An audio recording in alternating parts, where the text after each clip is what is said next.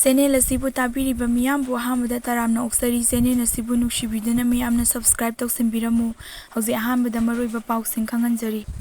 Manipurda laingak ani leibagi maong chatpa yaroi BIREN.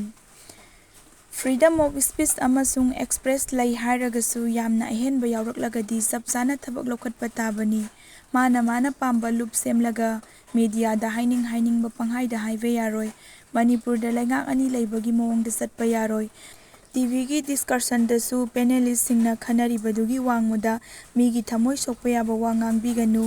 TV दी नाकल अनि पुन्ना तामिनरी बनिना साउनरकनी अमसुंग लैंगाक अनि की मरु ओइबा थौदांगदी मणिपुर मियामगी ममल यामलबा पुंसी अमसुंग मखोइगी मराल मथुम सिंगबु ngaक सेनबीबनी हाइबगा लोइनना मणिपुरदा लैबा मियोइ पुनमक्की प्रूफ कांगलुक अमसुंग लाइनिंग लंबेलगी खेतनाबा थीदना साउखत थौरांगी थबक पुनमक पांगथोकनी हाइना chief minister N Biren ngasi इम्फालगी अहानबा मणिपुर राइफलगी बैंकेट हॉल दा पांगथोकिबा सभादा डिवीजन की थौरमदा अथोइबा मिथुंगलेन ओइना सरुक यादुना फोंगदोक्रे तौपुल की लैंडस्लाइड लैखिद्रबा लामीसिंगबु डिफेंस मिनिस्टर राजनाथना इकाई खुमनाबो उठखरे लैखिद्रबा लामीसिंगी मनुंगदा लुपा लाख 8 खुसिनखरे सही सिदा रेल लंबी इम्फाल यौरकनबा पांदम थमली आरके रंजन जिरीबामदगी तौपुल फाउरगा सेमलिबा रेल लंबी असि चटलिबा सहीगी मनुंगदा इम्फाल यहोलकनबा लैंगाकी माइकैदगी पांदम थमली हाइना आरके रंजनना पाउमिसिंगदा फोंगदोक्रे